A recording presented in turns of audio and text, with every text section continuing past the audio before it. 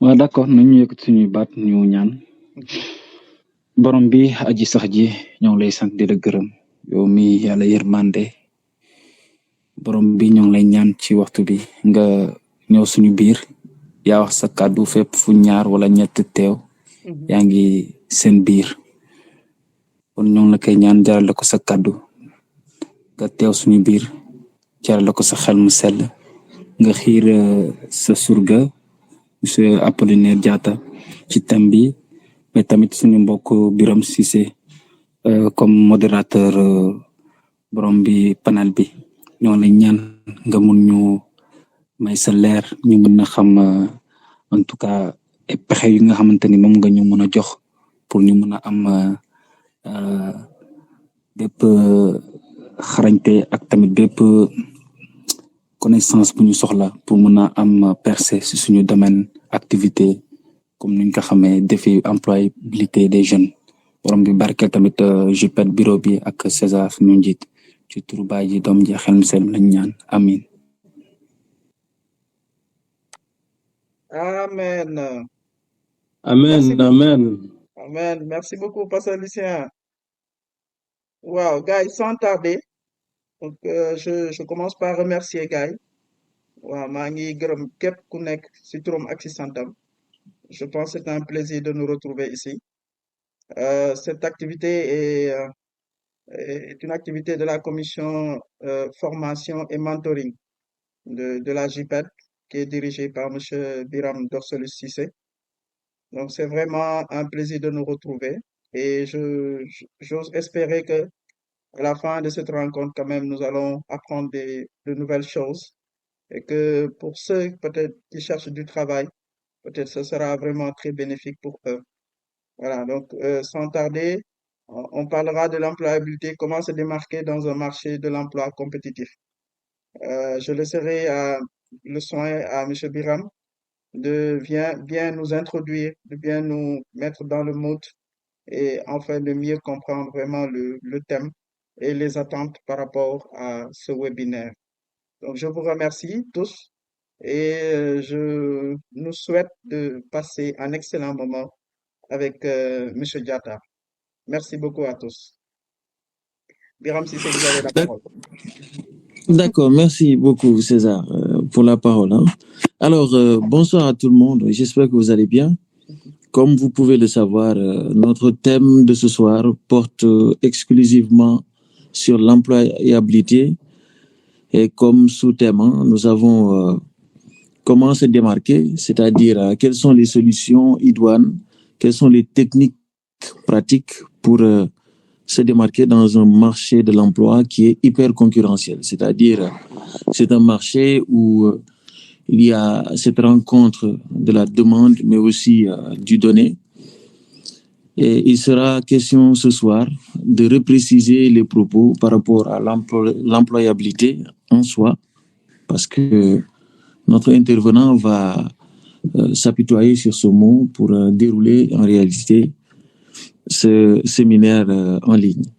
Alors, comme vous pouvez le voir, j'espère que vous avez lu la fiche synoptique. Nous n'avons pas besoin de revenir sur les éléments introductifs, mais nous allons plutôt soulever les objectifs généraux et plans d'intervention. N'est-ce pas, vous me suivez, hein? Alors, il s'agira en effet d'abord d'avoir une approche définitionnelle et contextuelle du sujet, c'est-à-dire M. Apollinaire Diatta va faire un tour d'horizon sur la définition des termes du sujet, c'est-à-dire qu'est-ce que l'employabilité en réalité, qu'est-ce qu'un marché de l'emploi et qu'est-ce qu'un marché hyper concurrentiel. Alors ça, ce sera la première phase de notre intervention. Ensuite, poser l'élaboration contextuelle de l'employabilité, c'est-à-dire quel est le contexte du marché de l'emploi sénégalais. À sa guise, M. Apollinaire Diatta a la possibilité de soit délimiter son intervention sur le marché de l'emploi sénégalais, mais aussi par référence évoquer le marché de l'emploi mondial, oui, de façon générale. Ce sera à lui de voir. Après l'élaboration contextuelle de l'employabilité, nous allons relever les conditions requises pour être employable. Alors, lorsqu'on dit les conditions requises pour être employable, c'est-à-dire qu'est-ce qu'il faut avoir, qu'est-ce qu'il faudrait avoir, qu'est-ce qu'il faut éviter, qu'est-ce qu'un travailleur ou qu'est-ce qu'un diplômé qui est en âge de travailler, qui a des compétences de travail doit avoir en réalité. Est-ce que c'est une question de titre, d'attribut, c'est une question de compétence? Alors, il est important que les participants sachent que lorsqu'on parle d'employabilité, c'est-à-dire qu'une personne est dans une condition d'être employée, c'est parce que ce sont des conditions qui sont préalables à cet acte-là.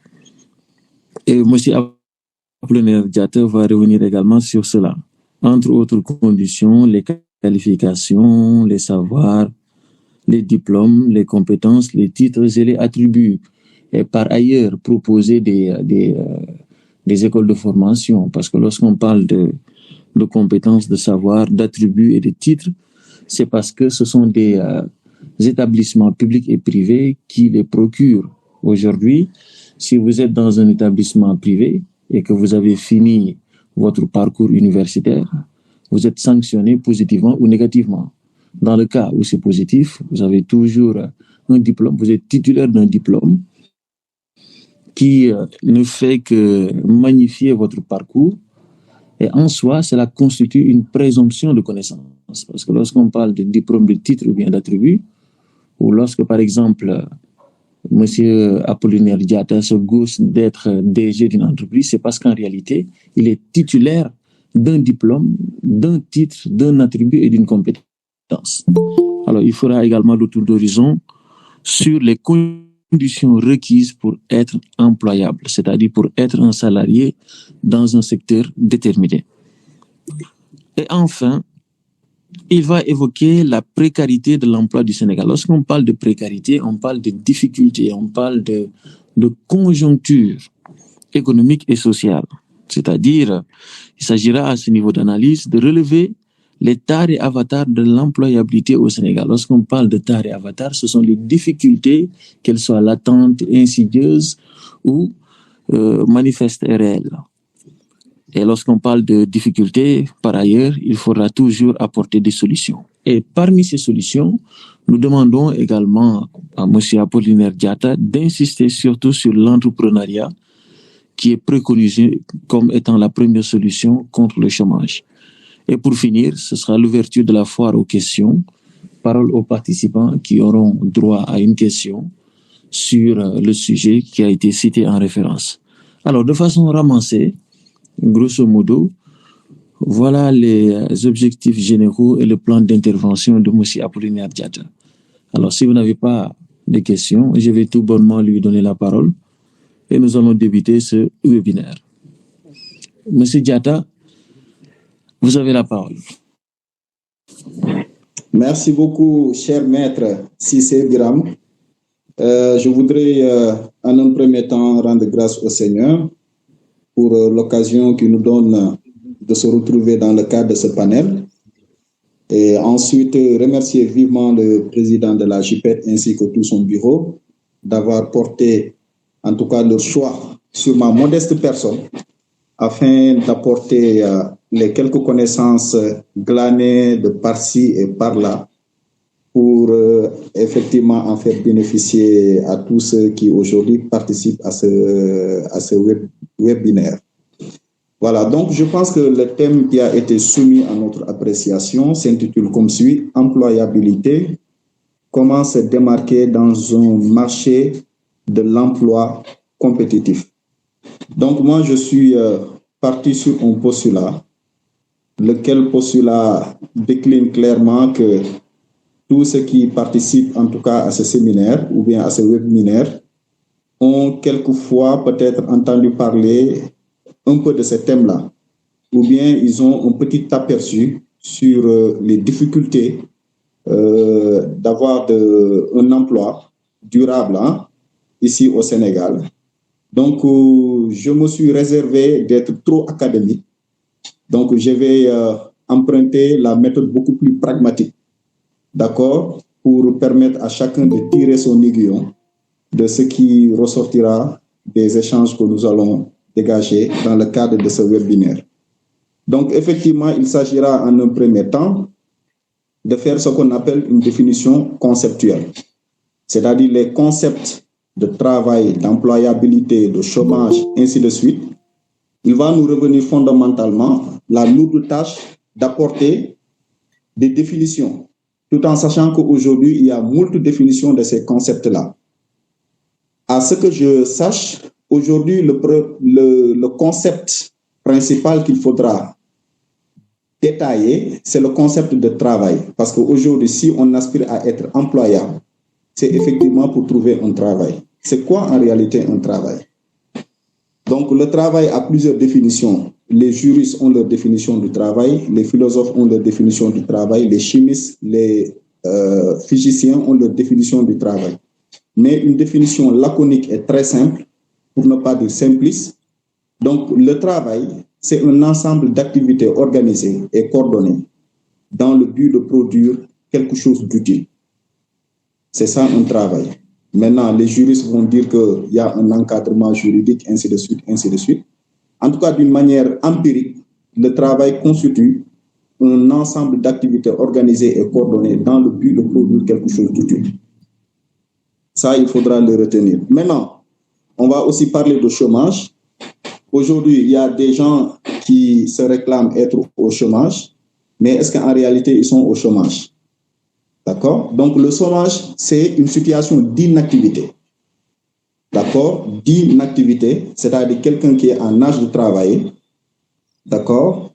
Et qui est dans une situation d'inactivité. Cette situation d'inactivité-là peut être forcée. D'accord? C'est pourquoi, dans certaines entreprises, on peut parler de chômage technique. Donc, il y a des facteurs qui peuvent favoriser à ce que cette inactivité-là soit forcée. Mais également, cette inactivité peut être due à un manque de travail. D'accord? Je pense que la plupart du cas, on doit surtout faire référence à ce manque de travail-là. Et ce manque de travail peut être causé par effectivement ce que l'on appelle l'employabilité. Il y a certaines personnes qui aujourd'hui souhaiteraient travailler. Mais quand nous regardons au fond, est-ce qu'ils ont les compétences ou bien elles ont les compétences, ces personnes-là, à aspirer à un travail bien déterminé? Parce qu'en réalité, ce qu'il faut savoir en termes de données, aujourd'hui, chaque année, au minimum, il y a plus de 200 000 jeunes qui arrivent sur le marché du travail. Chaque année, il y a plus de 200 000 jeunes qui arrivent sur le marché du travail. Et la première cause du chômage, ici au Sénégal, c'est le manque de compétences. Donc, vous voyez que c'est extrêmement grave qu'on dise que, bon, il y a du travail, mais pourquoi les gens ne travaillent pas? C'est parce que quelque part, ces gens-là n'ont pas de compétences. Donc, d'où la nécessité de se focaliser sur ce thème employabilité. Parce qu'à mon sens, il y a des opportunités qui sont là, mais les gens ne peuvent pas saisir ces opportunités parce que quelque part, ils n'ont pas été préparés à saisir ces opportunités, ou bien ils ont été dans un système qui ne favorisait pas à ce qu'ils puissent saisir ces opportunités-là. Moi, j'ai toujours été de ceux qui pensent qu'aujourd'hui, notre système éducatif, ça c'est une position personnelle, que notre système éducatif ne nous permet pas, en tout cas, à être très productif ou bien avoir des compétences. Parce qu'aujourd'hui, quelqu'un qu'on met à l'école élémentaire, il fait quoi, 5 ans, 6 ans à l'école élémentaire, après il fait le collège, puis le lycée, qui part jusqu'à l'université. Je suppose, je prends l'exemple de quelqu'un qui a un master en lettres modernes. Un master en lettres modernes. Donc, qui aura fait 12 ans ou bien 13 ans d'études pour être spécialisé en lettres modernes. Cette personne-là, est-ce qu'elle aura assez d'opportunités si ce n'est pas d'aller enseigner les lettres modernes? Vous voyez un peu? Or, le système pouvait être orienté autrement. C'est-à-dire lorsque l'élève ou bien l'apprenant a déjà son BFM, on pourra présumer que cette personne a un certain nombre de compétences parce que l'éducation à l'école installe, le but de l'éducation à l'école, c'est d'installer en l'individu, en l'apprenant, une base de communication universelle.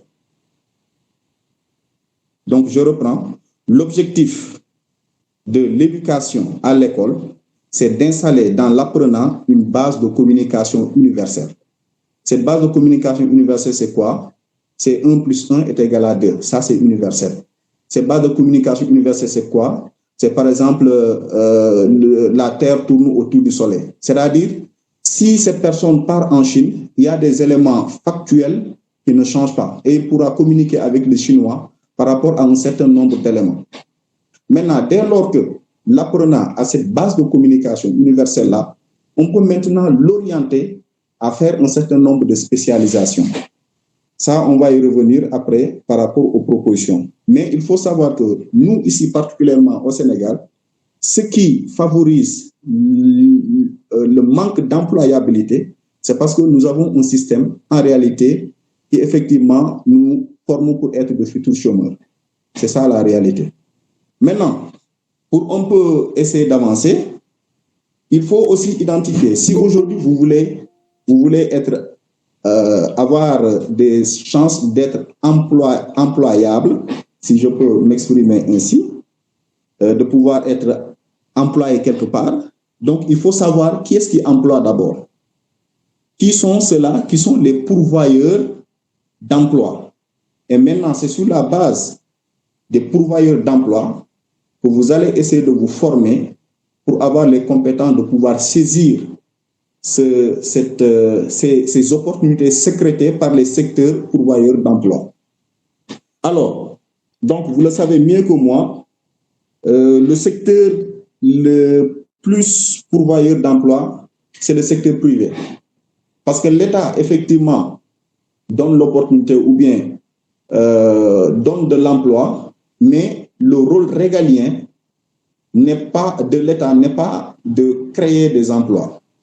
L'État crée plutôt les conditions socio-économiques permettant aux entreprises de pouvoir s'installer, par y coucher, de pouvoir recruter du personnel pour pouvoir employer. Mais néanmoins, l'État également a besoin d'employer. On a aujourd'hui beaucoup de fonctionnaires.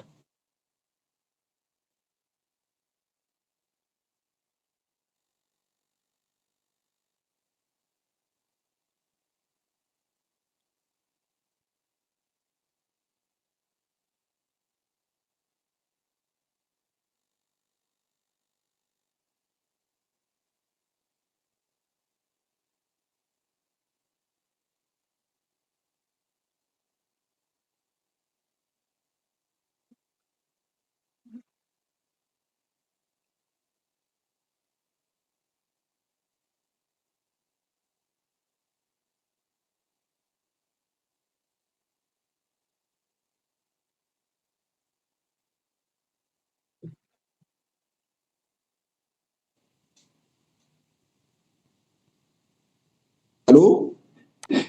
Bonsoir. Oui, On vous entend. je pense que tu avais perdu le fil, mais c'est bon. Hein. Là, oui, vas-y, tu peux continuer. Voilà. Donc, je disais, pour pouvoir saisir, parce qu'il faudra toujours garder à l'esprit que la première cause du chômage, c'est le manque de compétences. Donc, cette donnée, il faudra la retenir. Hein? La première cause du chômage, c'est le manque de compétences. Et je dis que cela est fondamentalement lié au fait que nous soyons issus d'un système qui ne nous préparait pas à pouvoir saisir les opportunités de travail qui s'offraient à nous. Parce que généralement, nous avons un cursus généraliste. D'accord, j'ai donné l'exemple de quelqu'un qui a un master en lettres modernes, qui a un master en espagnol, par exemple, hein, en langue, ainsi de suite. Donc, vous ne pouvez que aller enseigner. Voyez. Donc, or, vous pourriez avoir d'autres opportunités. Par exemple, après l'obtention du baccalauréat, avoir une formation professionnelle. D'accord? Donc, il y a tous ces... il y a en tout cas beaucoup de possibilités. En tout cas, en termes de propositions, nous allons essayer d'y revenir. Donc, là où j'en étais, c'était il faut identifier d'abord les pourvoyeurs d'emploi. Aujourd'hui, je suis à la recherche d'un emploi. J'essaie d'identifier en un premier temps qu'est-ce qui est en mesure de me donner du travail. C'est sur la base du profil du pourvoyeur d'emploi que je vais essayer d'aller acquérir un certain nombre de compétences me permettant de pouvoir saisir ces opportunités-là.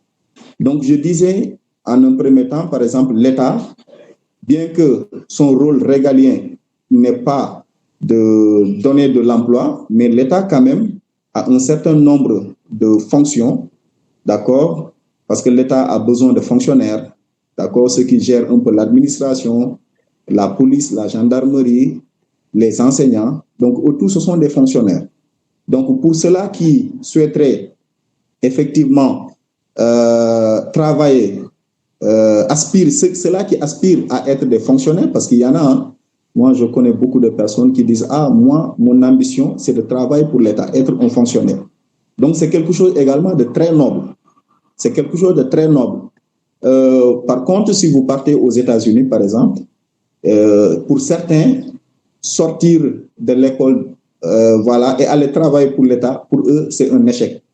Mais je pense qu'au Sénégal, nous n'en sommes pas encore là. Donc, c'est une option très noble, je trouve, hein, de travailler pour l'État en tant que fonctionnaire, de servir son pays. Voilà, c'est extrêmement important. Maintenant, pour ceux-là qui sont intéressés pour travailler pour l'État, il faut savoir que l'État recrute généralement sur la base des diplômes. C'est important de le savoir. L'État recrute sur la base des diplômes. Maintenant, vu que nous sommes dans un système qui requiert à ce que nous ayons des diplômes pour travailler pour l'État, donc il faut effectivement envisager cette possibilité. En quoi faisant? En ayant les diplômes requis, par exemple pour être professeur ou bien enseignant au CM, au collège, au lycée. Donc il faut avoir je pense que le collège, il faut avoir au minimum le bac. Il y a d'autres postes qui requièrent la licence, d'accord? Voilà, ceux qui doivent faire les concours d'ENA, il faut avoir peut-être une licence 3, un master en droit, ainsi de suite, ainsi de suite. Donc, il faudra véritablement être focus dans ça, quoi. Avoir les renseignements nécessaires. Je vais être inspecteur des impôts. Pour être inspecteur des impôts, il faut avoir au minimum une licence, faire le concours de l'ENA et se préparer. Tout est question d'option en réalité. Donc, d'une manière ramassée, il faut avoir un certain nombre de diplômes nécessaires, reconnus par l'État, pour faire des concours, à l'issue desquels concours, véritablement, vous pouvez être fonctionnaire. Donc ça, je voudrais vraiment que les gens puissent être clairs là-dessus. Parce que je voudrais toucher, en tout cas, tous les profils. Mais généralement, les gens pensent que voilà, le travail qui est octroyé par l'État, c'est pas intéressant. Tout le monde parle d'entrepreneuriat, tout en sachant que tout le monde ne peut pas aussi être entrepreneur. D'accord? Maintenant, il y a le secteur privé. Le secteur privé, comme je le dis, qui emploie beaucoup plus, qui a beaucoup plus d'opportunités en réalité. Alors, maintenant, ces opportunités, généralement, c'est au niveau du secteur primaire. Le secteur primaire, qui malheureusement n'est pas valorisé. Le secteur primaire. Le secteur primaire, d'autres me demanderaient, c'est quoi? Le secteur primaire, c'est l'agriculture, l'élevage, la pêche, voilà, tout ce qui ressort de la terre. C'est ce qu'on appelle le secteur primaire. Et moi, je dis que l'essentiel d'entre nous, qui venons de l'intérieur du pays, hein, je suppose, hein, moi qui suis Diola, je viens de la Casamance, donc je suppose que tout Diola qui vient de la Casamance a ne serait-ce un certain nombre de notions par rapport à l'agriculture. D'accord? Ceux-là qui sont par exemple des Peuls qui viennent de l'est du pays, d'accord, ils ont ne serait-ce des notions par rapport à l'élevage. D'autres qui peut-être sont à Dakar, les Lébou, ainsi de suite, ils ont ne serait-ce des notions par rapport à la pêche, ainsi de suite, ainsi de suite. Moi, je me dis que si nous parvenons à avoir un certain niveau de formation, ne serait-ce le bac, pourquoi ne pas aller chercher des formations qui nous permettraient d'être des agripreneurs? D'autant plus qu'on a, de par notre culture, un certain nombre de prérequis dans l'agriculture, dans l'élevage, dans la pêche, ainsi de suite, pour effectivement apporter une plus-value. Parce que ce qui est en train d'être fait dans ces secteurs que je viens de citer, c'est pour le moment à un état grégaire, c'est-à-dire à un état primaire. Maintenant, quelqu'un qui a son bac ou bien sa licence ou bien qui a une formation à ça, va apporter beaucoup plus de technicité et cela va aboutir à beaucoup plus de rendement. Et aujourd'hui, laissez-moi vous dire que c'est un domaine qui nourrit véritablement son homme. Mais malheureusement, le secteur primaire n'est pas valorisé. Ou bien ce qui est produit dans le secteur primaire est automatiquement exporté. Donc, c'est ce qui amène ce qu'on appelle une certaine désarticulation entre le secteur primaire et le secteur secondaire. Donc, ça, c'est un premier pas. Maintenant, le secteur secondaire, c'est un peu l'industrie. Ça aussi, c'est extrêmement important. D'ailleurs, même ça fait partie de mes futurs projets. D'accord? L'industrie, c'est un peu... l'industrie, moi, j'ai l'habitude de le dire, c'est l'industrie qui soutient le développement d'un pays. L'industrie. Parce que l'industrie doit être articulée au secteur primaire. Les poulouga y bay, mouy gerte, mouy dougoub, mouy ainsi de suite. Vous voyez, aujourd'hui, on parle des femmes transformatrices de légumes ou bien ainsi de suite. Voilà, les gens doivent aller vers ça. Voilà, apporter de la plus-value à ce qui vient de sortir de la terre. Au lieu que les poules nous baillent, nous nappent, nous automatiquement exporter. Parce qu'aujourd'hui, le Sénégal est à 12% de transformation des produits agricoles. 12%. Moi, maintenant, les poules nga xamantene mo ngi génn ci Sénégal, ñu ngi à 12% de transformation. Or, industrie moom moo yore réew. Industrie. So demee par exemple en Afrique du Sud, bon, excusez-moi le Wolof, parce que si vous partez par exemple en Afrique du Sud, ils sont à 90% de transformation des produits agricoles. Vous voyez, 90% en Afrique du Sud. Au Sénégal, on est à 12%. Donc, c'est normal que le taux de chômage au Sénégal soit très élevé. Donc, je pense qu'actuellement, on est à 29,9% de taux de chômage ici au Sénégal. Donc, ce sont des secteurs qui, aujourd'hui, les gens ne s'en rendent pas compte. Quelque part également, nous avons un certain nombre de complexes. Voilà, moi, j'ai ma licence, j'ai mon master, je parle bien le français, je parle bien l'anglais. Voilà, voilà, je ne vais pas me permettre d'aller cultiver la terre. Ou bien je ne vais pas me permettre d'aller élever, ainsi de suite, ainsi de suite. Donc, il y a ce processus de décolonisation des mentalités également. C'est extrêmement important que nous puissions revenir aux fondamentaux. D'accord? Parce qu'on parle de l'employabilité et je dis qu'il y a un problème de compétence. Maintenant, par rapport à ces secteurs-là, il est important que l'État, effectivement, puisse impulser cette dynamique-là. L'État doit impulser cette dynamique-là en un premier temps par la sensibilisation, mais également par la réorientation du système éducatif. Parce que je l'ai dit au début de mes propos, aujourd'hui, je pense que si on veut véritablement régler le problème de l'employabilité, il faut aller à la cause racine. Il faut aller à la cause racine. Et la cause racine, c'est le système éducatif. Moi, les propositions que j'ai faites, je pense en 2016, j'avais écrit un texte allant dans ce sens-là. Moi, ce que j'ai proposé concrètement, c'est que lorsque l'apprenant arrive en classe de 3e, maintenant, on ouvre des brèches. Vous savez qu'aujourd'hui, quand vous partez en France, par exemple, le métier de boucherie nécessite une formation adéquate. Mais est-ce que vous savez que nos bouchers-là que vous voyez, ils n'ont reçu aucune formation?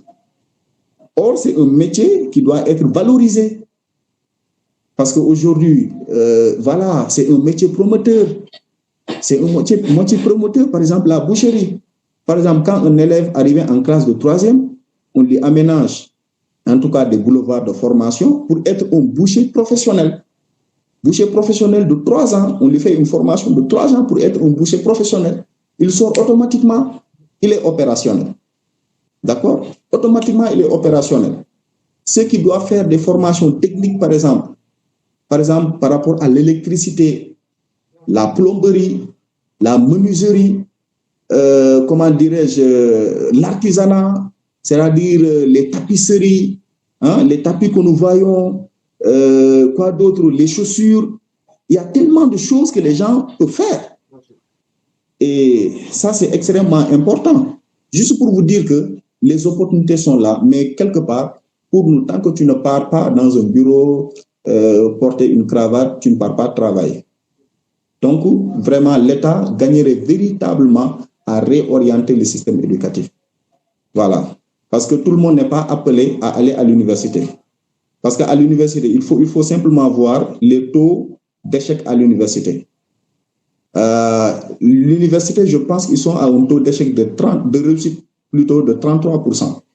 C'est-à-dire ceux qui arrivent en première année, avant la licence, il n'y a que 33.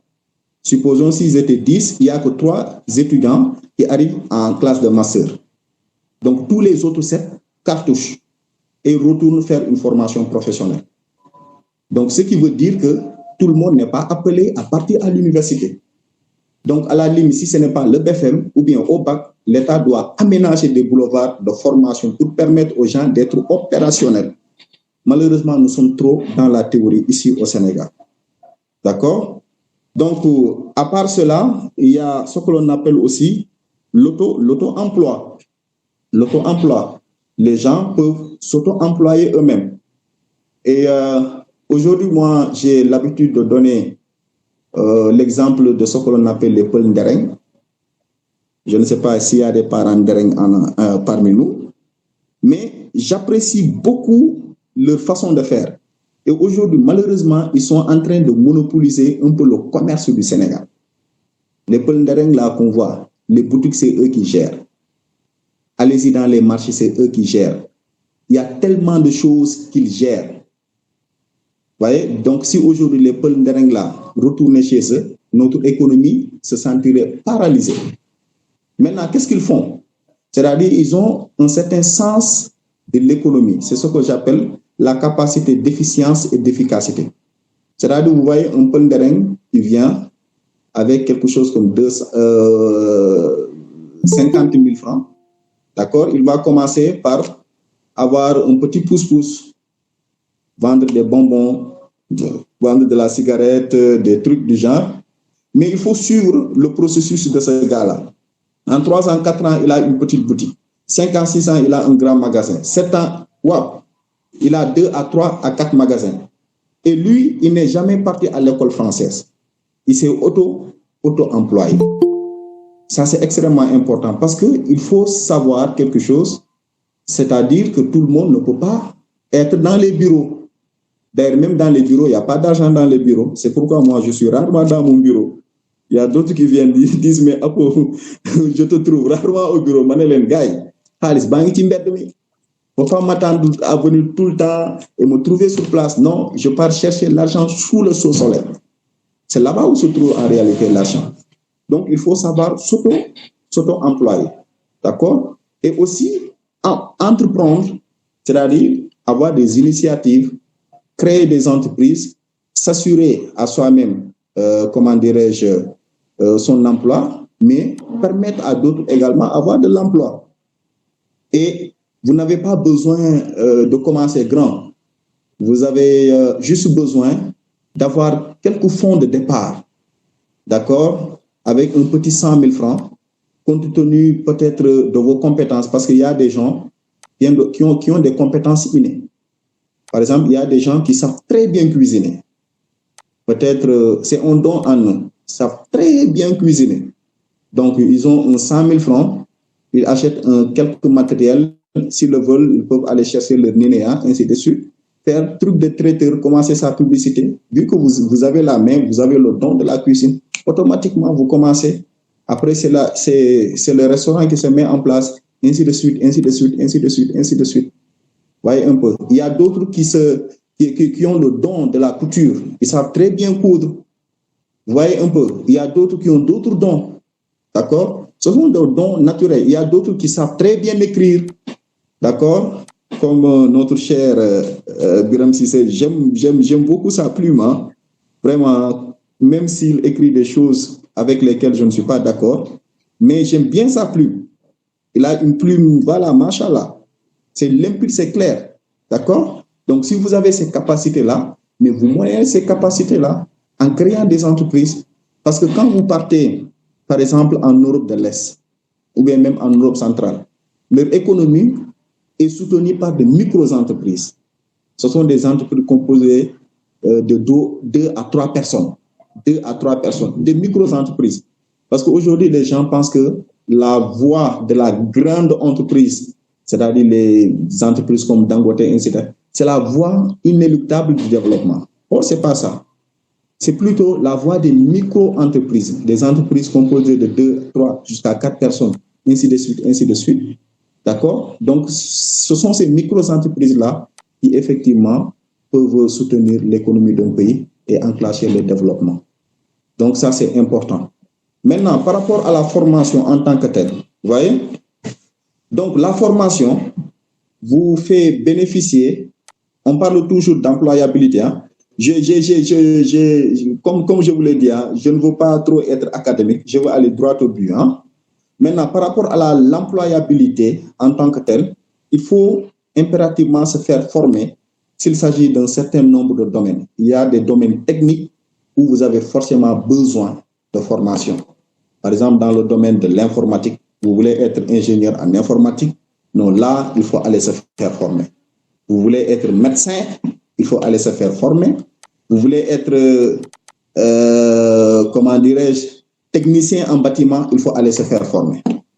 D'accord? Donc, il y a des métiers véritablement où la formation elle est fondamentale. Une formation bien pointue, fondamentale. Maintenant, ces formations-là, elles gagneraient mieux d'être beaucoup plus opérationnelles. C'est pourquoi je commence à voir avec beaucoup de satisfaction, hein, certaines écoles qui font ce que l'on appelle l'alternance école-entreprise.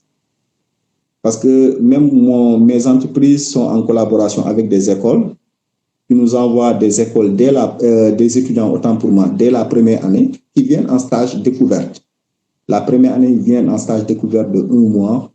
Après la deuxième année, ils viennent stage de renforcement de capacité de 2 mois.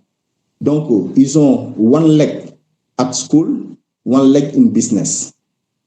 Donc, ils ont un pied à l'école, un pied dans le monde professionnel. Ça, c'est important.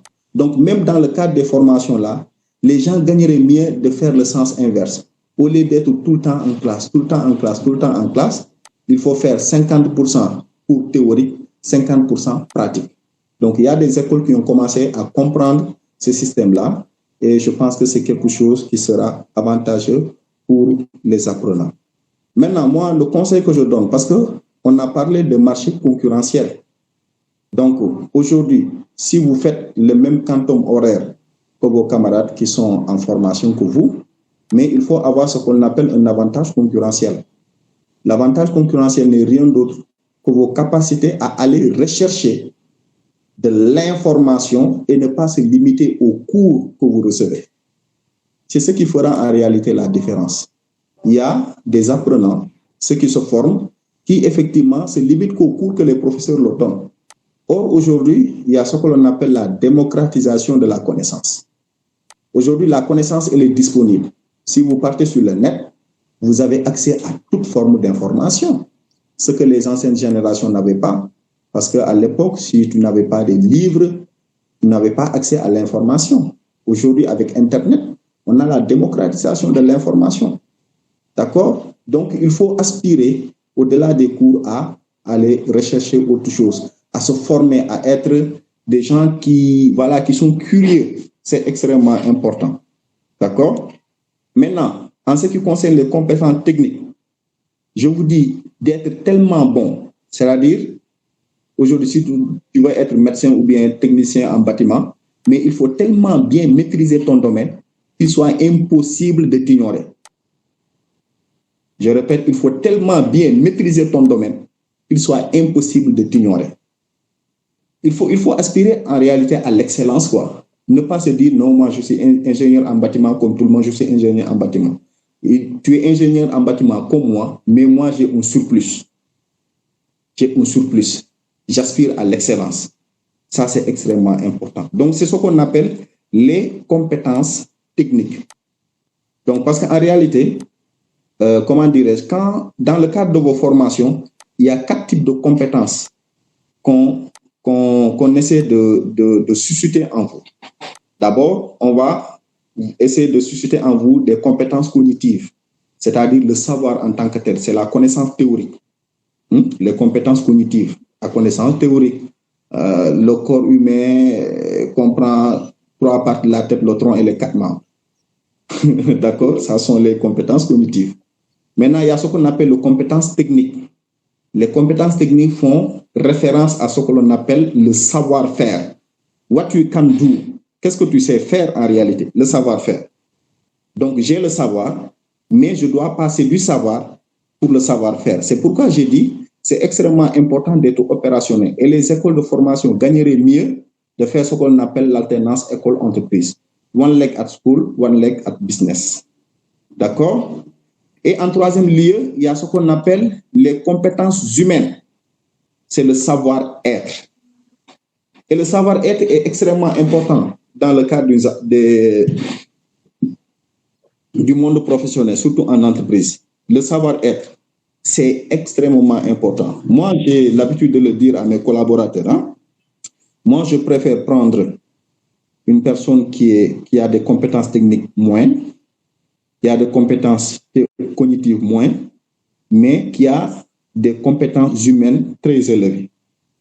Parce qu'au-delà des compétences techniques, dans le cadre d'une entreprise, on a besoin d'un certain climat social. Parce qu'au-delà de ta personne, tu feras partie d'une équipe. D'accord? Et ces compétences humaines-là seront extrêmement importantes. Comment parler avec les gens? Comment se comporter avec les gens? Le respect. D'accord? Et tellement de choses. Ça, c'est important. D'accord? Les compétences humaines. Et en quatrième partie, il y a ce qu'on appelle les compétences managériales. Mais ça, c'est les cadres. Parce que dans le cadre de la formation, il y a la forme des cadres. Un cadre, c'est quelqu'un qui a un niveau de master qui est appelé à manager des personnes. Donc, pour les cadres, il y aura des compétences managériales qu'on va véritablement lui impliquer. C'est le savoir-faire. Moi, maintenant, yow nan ngay def pour liggéeyloo nit ñi. Voilà, c'est ce que je disais à mes étudiants de master. Je dis, quand vous êtes mes cadres, vous devez apprendre à faire, apprendre à faire travailler les gens. C'est ça le rôle d'un cadre. Dégage la vision, dégage la stratégie, motive, mobilise, encourage les équipes à pouvoir opérationnaliser sa stratégie et la vision qui a été dégagée. Donc ça, c'est important. Donc je récapitule. Donc dans le cadre de votre formation, il y a 4 types de compétences. Compétences cognitives, c'est le savoir. Compétences techniques, le savoir-faire. Compétences humaines, le savoir-être. Et les compétences managériales pour les cadres, le savoir-faire. D'accord? Donc ça, c'est important. Maintenant, au-delà de tout cela, maintenant, quand vous avez toutes ces compétences-là, d'une manière théorique, il faut maintenant aller à la conquête du travail en tant que tel. Aller à la conquête du travail. Maintenant, c'est là où le bas blesse.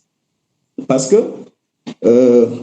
nous, les chefs d'entreprise qui recrutons, il faut essayer de vous mettre dans notre tête. D'accord? Dans notre tête, moi, je veux recruter. Quelle façon d'employé je veux? Quelle façon d'employé je veux recruter? Moi, quand je veux recruter quelqu'un dans mon entreprise, je ne veux pas recruter quelqu'un pour perdre mon temps pour le former encore. Parce que former un employé, ça coûte cher. Ça coûte de l'argent, de l'énergie et du temps. Or, les entreprises sont dans une dynamique de performance, dans une dynamique de compétitivité. Time is money. D'accord? Voilà. Donc, si vous voulez aspirer à un poste, il faut déjà anticiper sur les besoins de votre futur employeur. Même si vous n'avez pas d'expérience, je vais vous partager un petit secret pour ceux qui n'ont pas encore de l'emploi, qui se sont déjà formés et qui sont à la recherche d'un emploi. Il faut faire déjà un CV, lettre de motivation. Peut-être on aura une autre section sur comment rédiger un bon CV, une bonne lettre de motivation, préparer son entretien en tant que tel. On n'aura pas le temps d'aborder tout cela ici. Mais si vous cherchez un emploi dans une entreprise bien déterminée, il faut cibler les entreprises. Il ne faut pas faire des dépôts comme ça. Il faut être Silfolg, comme le disent les Allemands. Je suis un peu germaniste. J'ai une formation allemande, quoi. Silfolg, les Allemands disent Silfolg. Et si vous traduisez Silfolg en français, ça veut dire être focus objectif. Supposons que je veux travailler à la Sonatel. Je donne un exemple. Je veux travailler à la Sonatel. Je pars déposer une demande de stage à la Sonatel. Pour me démarquer de la concurrence, de la compétitivité, je vais faire un plus. À côté de mon CV, de ma lettre de motivation, je vais déposer une étude macroéconomique ou bien une étude SWOT, c'est-à-dire une analyse SWOT, force, faiblesse, menaces et opportunités. C'est-à-dire que je propose à mon directeur ou bien au directeur des ressources humaines, au-delà de la lettre de motivation et du CV, il y a un travail de recherche que j'ai fait sur la Sonatel et voici des propositions que je fais pour que la Sonatel soit beaucoup plus productive.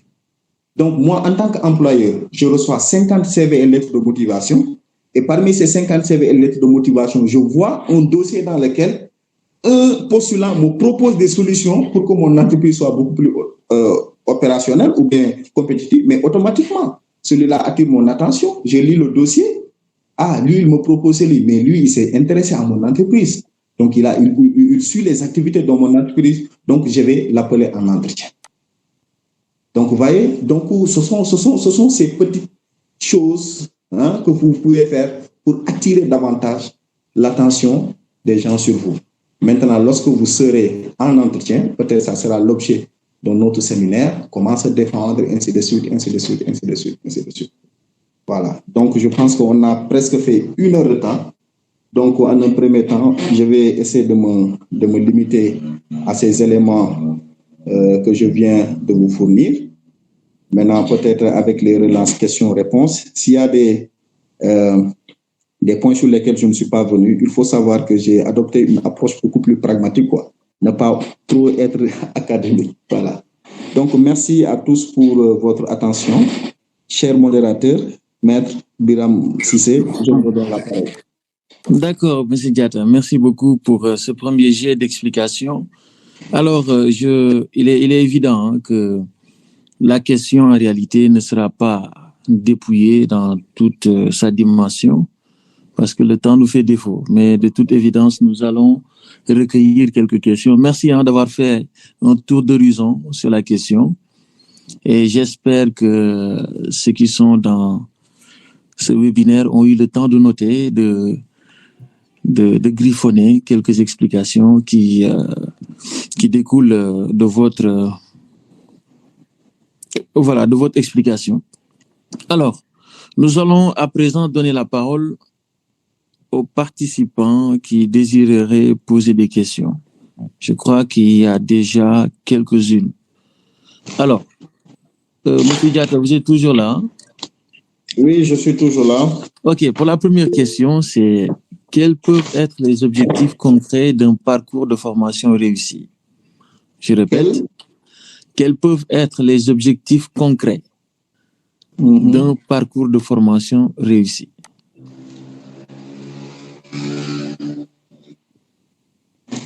D'un parcours de formation réussi. C'est-à-dire, bon, je vais essayer de reformuler, parce que peut-être que la question a été mal posée. Bon, de toute façon, la personne peut m'arrêter si je me trompe. En réalité, elle veut dire quels sont, pour faire un parcours de formation réussi, pour réussir une formation, quels doivent être en fait les objectifs concrets pour réussir un parcours de formation. D'accord, ok, je comprends.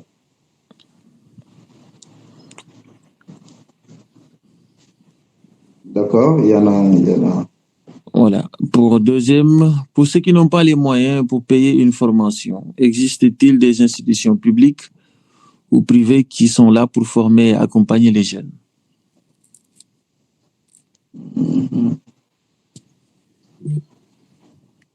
Non, pas de moyens. Voilà. Ce sont des institutions d'accompagnement. Si vous pouvez les citer de façon nominative et non exhaustive, et où cela va de soi en tout cas. Troisième question.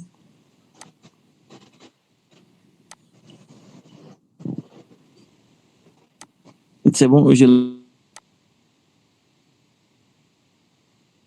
comment vas-y. compétences ou connaissances? Pour pour rester employable. Comment actualiser ses compétences ou connaissances?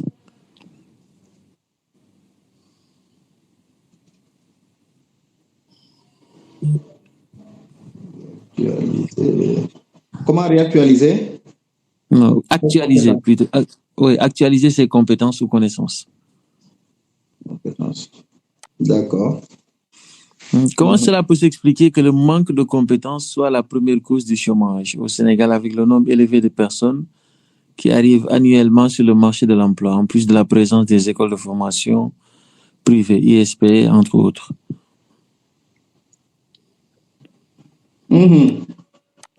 Voilà. Et dernière question, est-ce que vous pouvez revenir sur l'insertion du SWOT sur la lettre de motivation?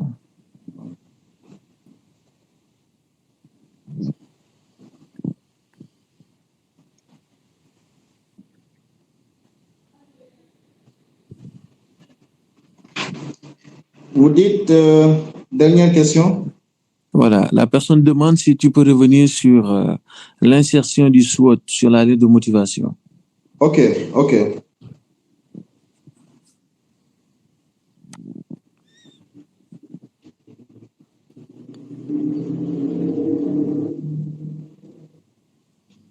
Alors, il y a aussi une toute dernière question, enfin je l'espère. Hein. Il est courant d'entendre cette phrase venant des jeunes: il n'y a pas de travail au Sénégal. Le bras long est le meilleur moyen de se faire recruter. En qualité de chef d'entreprise, qu'en pensez-vous? Ok, bras long, d'accord. Voilà. Okay. Je crois que c'est tout. Voilà, vous pouvez répondre hein, de façon structurée, mais lapidaire, quoi. Allez-y. Ok, très bien, pour rester employable, manque de compétences. D'accord, bon, merci beaucoup pour les questions et je pense que je vais tenter d'apporter des éléments de réponse, mais s'il y a d'autres personnes qui pensent pouvoir rebondir, sur ces questions-là, apporter d'autres Excusez-moi, éléments Maître de Biram, réponse. il y a des gens qui ont levé la main et qui veulent poser leurs questions de façon orale. D'accord, alors vous allez tous, bon, vous n'avez pas levé la main, vous allez cliquer sur la fonctionnalité là, et puis je pourrai vous donner la parole. C'est pour poser une question ou bien pour apporter une contribution? Ok, c'est moi à lever la main et qui d'autre? Daniel, vous désirez prendre la parole? D'accord, c'est moi, vas-y, tu as la parole. Bon, je voulais juste revenir sur l'insertion du SWOT sur la lettre de motivation. Mais je vais attendre d'abord sa réponse, après je vais donner un exemple me concernant. D'accord.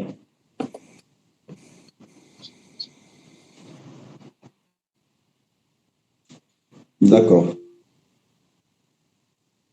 C'est bon? Je peux commencer à répondre aux questions. Joseph Sadio qui lève sa main. Joseph Sadio.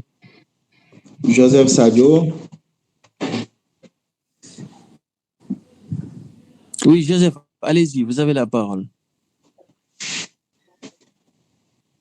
Ok, bonsoir. Bonsoir. Je vais revenir juste, je vais poser la question juste là concernant l'informatique. Par exemple, souvent concernant les moyens, si les moyens ne te permettent pas, parce que souvent comme de mon côté, parce que je me suis auto-formé.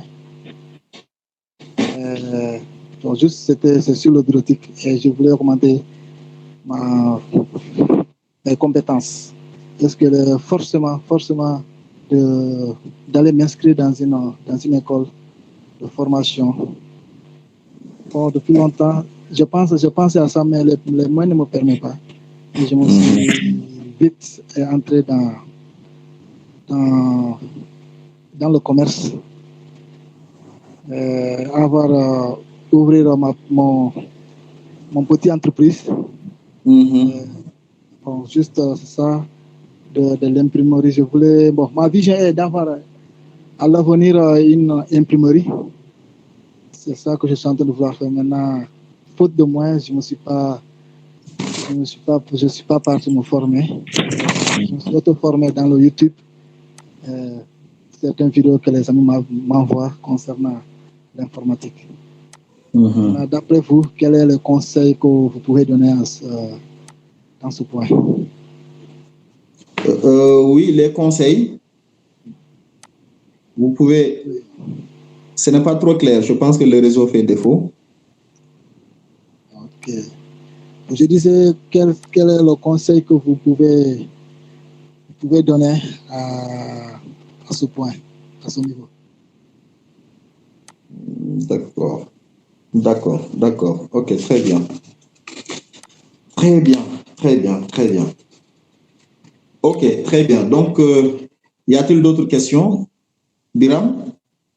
On essaie de bloquer à ce nombre de questions. Après, on va rebondir sur les autres questions. Hein? Ou bien?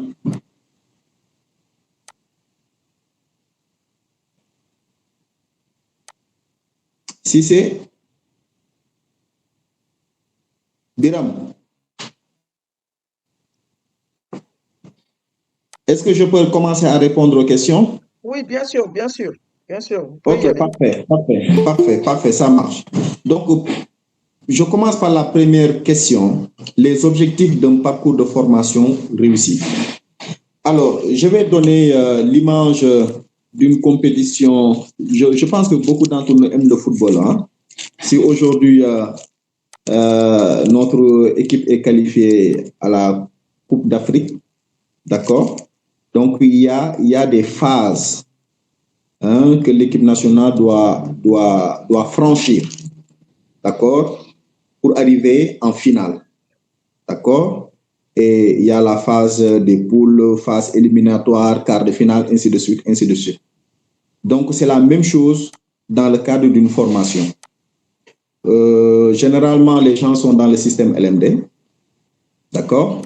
Donc, dans le système LMD, supposons quelqu'un veut aller jusqu'à master. Son objectif, c'est aller jusqu'à master. Donc, pour cette personne-là, la finale, c'est le master 2, soutenu, ainsi de suite. D'accord? Maintenant, le système LMD est composé de semestres. D'accord? Donc, les objectifs doivent être de court terme.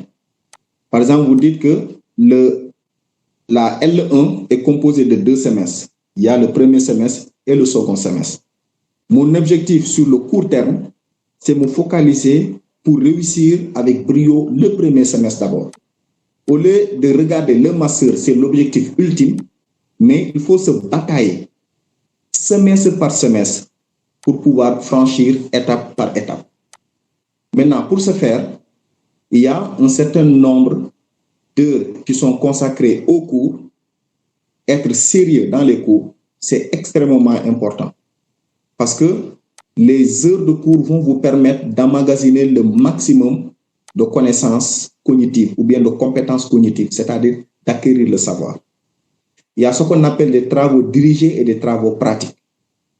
Parce que le professeur va vous donner un certain nombre d'exercices à faire et aussi être très sérieux dans l'application dans ces exercices-là. Mais malheureusement, les étudiants ne font pas correctement leur exercice. Ou bien quand on leur demande de faire quelque chose, ils font du copier-coller. Ils partent sur Internet sans pour autant réfléchir au préalable, ils font du copie et du coller. Donc ça, c'est extrêmement dangereux. Donc pour avoir un parcours de formation réussi, le maître mot, c'est le sérieux et le sérieux. Être silfolgue, c'est-à-dire poursuivre les objectifs module par module, semestre par semestre. Module par module, semestre par semestre. Et maintenant, pour chaque module, se fixer un objectif. Dire, moi, je ne vais pas aller en deçà de la moyenne de 14. C'est ça également l'excellence. D'accord? Je me bats pour chaque module, pour chaque devoir, pour chaque examen, aller au-dessus de la note de 14, ou bien de la note de 15, ou bien de la note de 16. Donc, c'est dans les détails que les choses se gagnent, quoi. Donc, les batailles se gagnent dans les détails. Et surtout, avoir de la discipline. Ça, c'est extrêmement important. En tout cas, c'est ma réponse par rapport aux objectifs d'un parcours de formation réussi. Maintenant, par rapport à ce parcours de formation, il faut, autant que se peut, rallier la théorie avec la pratique. Par exemple, si vous avez des vacances de 3 mois, faire de telle sorte que durant ces 3 mois, que vous soyez en entreprise.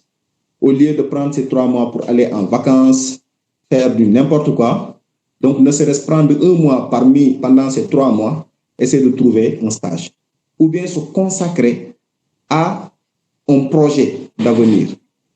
C'est important. Je suis en première année, à l'issue de mon Master 1, déjà, en ma première année, je commence à avoir un projet. Après mon Master 1 ou bien après ma licence, voici ce projet d'entreprise que je veux créer. C'est une entreprise dans quoi? Dans la vente d'articles cosmétiques, une entreprise de transport, une entreprise de sécurité, une entreprise de couture, ainsi de suite, ainsi de suite.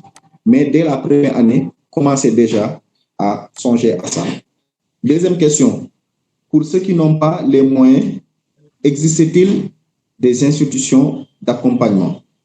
Bon, moi, les institutions d'accompagnement que je connais, généralement, ce sont les mairies dans les collectivités locales. Donc, je vois beaucoup de mairies octroyer des bourses, voilà, pour ceux qui n'ont pas de moyens. Donc, l'essentiel des mairies le font. Voilà, ils octroient des bourses de formation pour ceux qui n'ont pas les moyens. Maintenant, au niveau, à part les mairies, je connais un certain nombre d'ONG qui octroient également des bourses de formation. Moi, j'ai bénéficié d'une bourse de formation dans le cadre de mon master de la fondation Konrad Adenauer. Donc, c'est eux qui ont financé mon cycle master lorsque je faisais ma formation professionnelle. Voilà, donc chaque mois, ils vous donnent un montant, vous payez la mensualité et puis vous avez quelque chose à mettre dans la poche. Après, vous leur envoyez des rapports, ainsi de suite, ainsi de suite. Voilà, donc il y a les ONG, il y a les mairies, mais en ce qui concerne l'État central, je n'ai pas d'informations. Si dans le groupe, il y a quelqu'un qui a des informations concernant des organismes de l'État central qui accompagnent ceux qui n'ont pas les moyens, donc peut-être ils peuvent nous informer. D'accord, il y a le 3FPT, il y a quelqu'un dit qu'il y a le 3FPT, voilà, donc il y a le 3FPT alors. Alors, pour rester employable, comment actualiser ses compétences? Oui, c'est important. Je ne sais pas si j'avais défini l'employabilité. En réalité, l'employabilité, ce sont les capacités individuelles à acquérir et à maintenir les compétences nécessaires pour trouver ou conserver un emploi, s'adapter à des nouvelles formes de travail. C'est important. Le fait d'actualiser ses compétences, il serait même superfétatoire de dire que pour rester employable, il faut adapter ses compétences ou bien actualiser ses compétences. Parce que nous sommes dans un monde par essence dynamique qui évolue très rapidement. Très rapidement. Les choses évoluent à une vitesse extraordinaire. Donc, pour être à jour, il faut effectivement être à l'affût d'informations, mais également à l'affût de formation.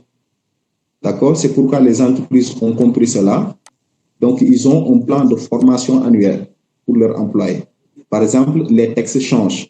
Si, par exemple, ceux qui font la gestion des ressources humaines, donc il y a des textes qui sont promulgués.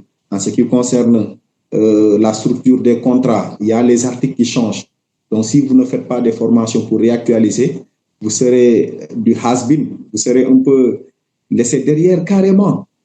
Donc, c'est impératif. C'est impératif. Maintenant, pour ça, il faut se faire former. Donc, il y a des formations de courte durée, des formations en passation de marché, d'accord, des formations sur les nouvelles technologies. Il y a tellement d'autres choses, quoi. Voilà, c'est important. Oui, Biram? Alors, voilà, M. Diatta, merci. J'aimerais intervenir sur ce point-là, oui, parce que c'est un point essentiel. Alors, dans employabilité, il y a deux notions essentielles. C'est la notion d'acquisition et de maintenance. Alors, pour être employable, il ne suffit pas d'acquérir des connaissances, mais il faut également avoir la capacité de les maintenir dans le temps.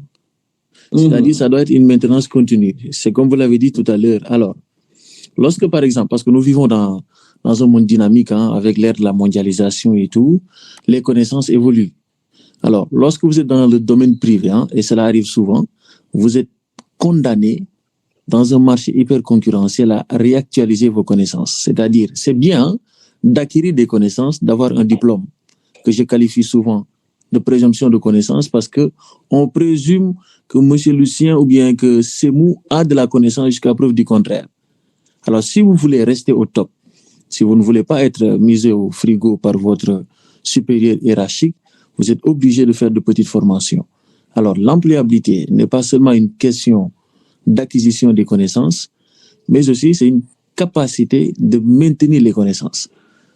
Alors, il faut être constant dans la connaissance. Et cette constance-là s'apprécie en fonction des multiples formations que vous allez faire. Alors, si par exemple vous êtes spécialiste, je ne sais pas, en gouvernance d'entreprise, vous êtes obligé d'apprendre de nouvelles techniques. Si vous avez la possibilité de voyager, d'assister à des séminaires, faites-le. Parce que si vous ne le faites pas, on va vous mettre au frigo et on va vous faire remplacer par quelqu'un d'autre qui a plus de capacité que vous. Et je dis souvent que nous ne vivons pas dans un... Oui, ok, il est vrai que nous sommes des chrétiens, des protestants et tout, mais ce qui est important, le marché est hyper concurrentiel et ce n'est pas un marché des philanthropes. Si vous êtes trop philanthrope, le marché de l'entrepreneuriat, le travail n'est pas fait pour vous. Il faut avoir la capacité de combattre et reconnaître cet état de compétition. D'or, c'est la compétition. Si vous n'êtes pas bon dans un domaine ou dans un secteur déterminé, on vous remplace. Et tout à l'heure, M. Diatta l'a précisé par rapport au parcours universitaire ou au parcours lié à la formation. Et on voit de plus en plus que les gens n'aiment pas faire des recherches ou n'aiment pas peut-être étudier. Il est très difficile pour quelqu'un d'investir dans l'achat des ouvrages parce que tout ne se trouve pas dans l'enceinte universitaire. Parce qu'à l'université, et je l'ai toujours critiqué d'ailleurs, le système universitaire sénégalais n'est pas un bon système. Alors le système éducatif est à réformer, ça c'est clair, parce que nous avons un problème systémique qui est lié à deux notions. On confond, stockage des connaissances et appropriation du savoir. L'enceinte universitaire, vous allez voir en faculté de droit ou bien dans d'autres facultés, les étudiants passent leur temps, leur vie à l'université à stocker des connaissances. Stocker des connaissances n'a rien à voir avec le fait de s'approprier du savoir. On critique souvent les entreprises en leur disant non, pourquoi les entreprises n'ont pas cette facilité d'engager des étudiants fraîchement sortis de l'université. Mais c'est très normal. Les entreprises ne vont pas perdre leur temps à employer des jeunes qui ne sont pas opérationnels. Ils ont des connaissances théoriques, oui, mais qu'en est-il de la pratique? Et on dit souvent, en tout cas pour ceux qui ont fait droit, que pour que la science soit parfaite, il faut que la théorie puisse épouser la pratique. Et j'ai beaucoup apprécié l'intervention de M. Diatta, parce qu'en réalité, l'objectif de ce webinaire n'était pas un webinaire dogmatique qui est basé sur la théorie, mais plutôt qui est basé sur la pratique, pour donner des solutions aux gens qui veulent travailler. Et il est clair, il y a des gens qui sont appelés à la bureaucratie et d'autres non. D'autres qui sont appelés à faire de longues études, d'autres non. Ce n'est pas que César a fait de très longues études, a eu de très bons diplômes, que forcément je dois avoir son parcours. Vous devez faire une rétrospection de vous-même à l'aune de vos capacités. Qu'est-ce que je peux faire? Mais ce n'est pas que Apollinaire a créé des entreprises que forcément Uber doit le faire. Non, les réalités ne sont pas les mêmes. Nous n'avons pas les mêmes capacités, nous n'avons pas les mêmes visions. Alors, autant il est différent par rapport à nos capacités, autant également il le sera par rapport à nos objectifs. Alors, de façon ramassée, voilà les précisions que je voulais apporter. Je te redonne la parole, M. Diatta. Merci beaucoup, maître. Je pense que c'est extrêmement important ce qu'il vient de rappeler, et ce qui me permettra d'aller tout droit à la quatrième question, qui est à savoir comment se fait-il que le manque de compétences soit, je pense, la première source du chômage au Sénégal. N'est-ce pas, c'est ça? D'accord, parce qu'en réalité, avoir des connaissances théoriques, comme Maître Cissé l'a dit, n'est pas synonyme de compétence. C'est différent. Parce que tu peux avoir un master 2 en gestion des ressources humaines. D'accord? Donc, on suppose que tu as les présomptions de connaissances, tu as les connaissances. Mais il y a un grand fossé entre les connaissances et la compétence. La compétence, c'est la traduction des connaissances en savoir-faire. Aujourd'hui, moi, je recrute ou bien je prends des étudiants qui ont des Master 2 dans des domaines bien précis, mais si je leur demande de faire un travail pratique précis, ils ne sont pas en capacité de le faire. D'accord? Par exemple, un étudiant qui a un Master 2 en gestion des ressources humaines, je lui demande de me faire un plan de recrutement. Monsieur, rédigez-moi un plan de recrutement ou bien proposez-moi un plan de recrutement. Il me dit, c'est quoi un plan de recrutement? Monsieur, proposez-moi une DASMO. C'est quoi un DASMO? D'accord? Ou bien quelqu'un, par exemple, qui a une licence 3 ou bien un master en comptabilité, je lui demande de me faire une simulation des états financiers de l'entreprise, mais il n'est pas en capacité de le faire. Donc, on suppose qu'il a le diplôme, mais il n'a pas forcément les compétences. D'où la nécessité de rallier ou bien de tout faire pour que ces connaissances que vous avez acquises, vous puissiez les opérationnaliser. Maintenant, les entreprises ou bien plutôt les écoles qui ont compris cela font ce que l'on appelle de l'alternance école-entreprise. Je vous donne un exemple. Moi, ici, j'ai un étudiant que j'ai pris. Il était venu ici lorsqu'il faisait sa première année. Il était venu en stage découverte. Mais il était tellement bon. Or, j'avais pris, avant que cet étudiant, avant que je ne recrute cet étudiant-là, il y avait quelqu'un qui avait une licence 3, qui est sorti dans une très grande école de la place et qui est même passé à la Sonatel, qui avait fait un stage à la Sonatel de 3 mois. Donc, lorsqu'il est venu, j'ai comparé son niveau au niveau de l'étudiant de première année, qui devait faire sa deuxième année, mais je vois que l'étudiant qui était à sa deuxième année était beaucoup plus opérationnel parce que cet étudiant-là, dans son école, dès la première année, dès le premier semestre de la première année, il partait déjà en entreprise. Donc, vous voyez, donc le diplôme, ce n'est pas forcément, en tout cas, synonyme de compétence. Alors, pour la question concernant le SWOT,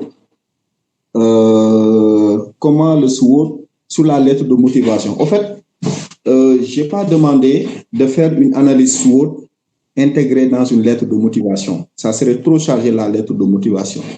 Il y a des principes à respecter en matière de lettre de motivation. D'accord? Maintenant, ce que je dis, c'est-à-dire à côté du CV et de la lettre de motivation, pour une entreprise bien particulière, essayez de lui faire une proposition d'étude concernant le SWOT. Supposons, vous voulez intégrer Integral Holding. D'accord? Il y a 50 autres postulants qui veulent avoir le même poste que vous. Maintenant, vous allez essayer d'être beaucoup plus intelligent que les autres. Eux tous, ils sont venus avec CV et lettre de motivation. Vous dites, tiens, moi, j'amène CV, l'autre de motivation, et à côté, je fais une étude du SWOT concernant Integral Holding. En amont, je vais faire des recherches sur Integral Holding, sur ses concurrents, voir la méthode de communication, la méthode de travail de Integral Holding et essayer de proposer des solutions par rapport à Integral Holding. Donc, si j'ai 50 CV, 50 lettres de motivation, parmi lesquelles il y a un dossier où j'ai le CV, lettre de motivation, plus cette étude, automatiquement, cette personne-là va naturellement attirer mon attention. C'est de ça qu'il s'agit exactement. Voilà. Donc, ne pas trop surcharger la lettre de motivation. Et la dernière question, c'était quoi? Voilà, les questions de bras longs là. Voilà, moi, je veux un peu revenir sur les questions de bras longs là. Moi, sincèrement, personnellement, moi, je n'ai jamais cru au truc de bras longs. Moi, mon bras long, c'est le Saint-Esprit. Voilà, en tant que chrétien, il faut savoir que aussi, le Saint-Esprit, c'est notre bras long. Moi, je ne mets pas ma confiance en un homme. J'ai un frère qui travaille dans telles entreprises. Voilà, à cause de ce frère-là, non, on va me recruter. Non, non, non. D'ailleurs, même, j'aime pas ça. Par exemple, moi, quand tu es chrétien, tu viens chercher un emploi parce que tu es chrétien, tu as moins de chances que je te prenne. Moi, je n'aime pas recruter les gens par connaissance, par affinité. Non, non. J'aime recruter les gens par compétence. Et les entreprises également ne sont pas dupes. D'accord? Moi, je ne veux pas prendre quelqu'un qui ne me rapporte rien en termes de productivité parce que je connais son frère, je connais sa tante, et ainsi de suite, je le prends pour ne meubler que l'entreprise. Non. Je prends des gens qui peuvent m'apporter quelque chose. Maintenant, s'ils sont des circuits très, très compliqués, Maître Cissé, tu veux intervenir?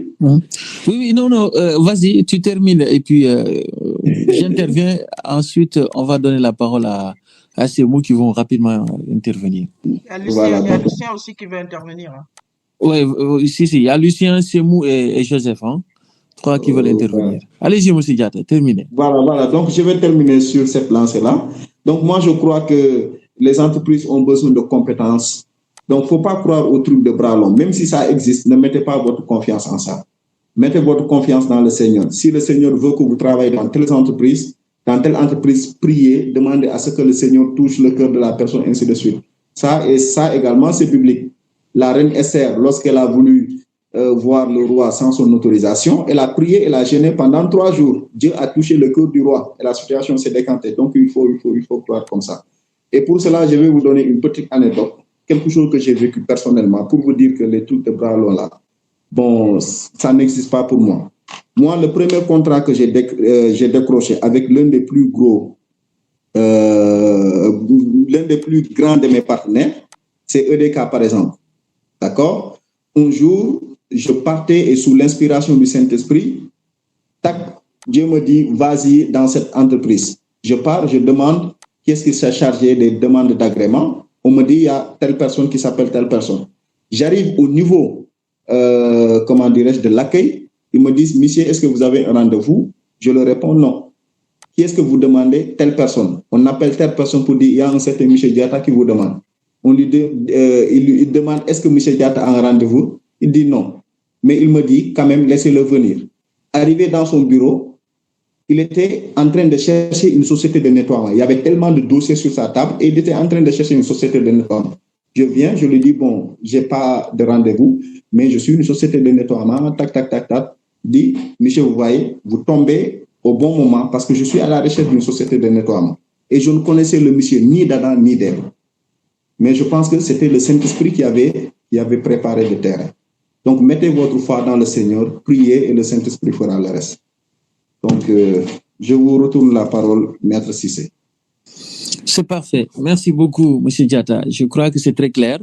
Alors, nous sommes au Sénégal, hein, le système, je vais même user de ce mot, le système du bras long existant, mais il faut vraiment être paresseux ou incompétent pour y croire. Alors, vous savez, nous sommes dans une société sénégalaise où la facilité est devenue monnaie courante. Les gens aiment la facilité, les gens aiment gagner de l'argent, avoir des activités génératrices de revenus sans pour autant en payer le prix. C'est ça le problème du Sénégalais.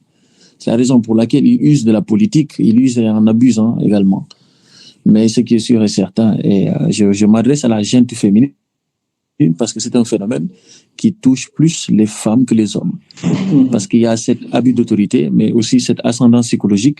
Lorsque vous êtes autoritaire et que vous avez une position dominante, vous avez la possibilité de manipuler qui vous voulez lors du dépôt des candidatures, ainsi de suite. Mais à nos chères sœurs, il faut éviter cela. Parce que je dis souvent que il faut compter premièrement sur le Seigneur, mais vous avez la possibilité, parce que la foi n'annule pas les formations professionnelles. Sinon, on allait tous arrêter les études et passer toute la journée à l'église en train de prier.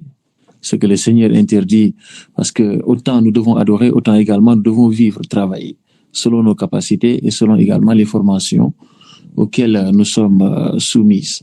Alors, par rapport au bras long, c'est comme M. Diata l'a dit, si vous êtes compétent, vous n'avez pas besoin d'un bras long. Même si vous tardez à trouver du travail, quel que soit le retard, quel que soit le temps que cela prendra, cette formation-là va payer un jour. Ça, c'est important. Alors, il faut rester focus sur ses compétences et faire tout pour être bon dans son domaine. Si vous êtes, je ne sais pas moi, si vous êtes commerçant ou bien un vendeur de produits halieutiques, mais faites tout pour être le meilleur vendeur dans ce domaine-là. Parce que nous sommes dans une société où seuls les bons, dans un secteur déterminé, seront sélectionnés. Alors si vous passez toute votre vie à vivre, toute votre vie dans la médiocrité, avoir des compétences qui sont minimales, vous ne faites aucun effort dans la recherche sempiternelle de connaissances, mais vous allez tout simplement vivre dans une situation très précaire, et vous allez voir que plus les années passent, mais plus vous marchez à reculons. Et c'est ce qu'il faut éviter. Acheter des ouvrages. Si vous êtes dans le domaine de l'informatique, il faut vous cultiver parce que ça, c'est la culture intellectuelle et professionnelle. Au-delà de vos compétences qui sont relatives à votre spécialité, vous devez avoir des compétences multidisciplinaires. Vous comprenez? Alors, merci M. Diatta pour ces conseils. À présent, nous allons donner la parole à M. Lucien qui a 1 minute parce que le temps passe. César a besoin de parler avec sa dulcinée, quoi. Alors, Lucien, Mougao. D'accord. Bon, je pense que Semou avait levé la main avant moi, mais d'accord, parfait. Alors, Semou, vas-y. Ensuite, Lucien. Bonsoir. Voilà, bonsoir tout le monde.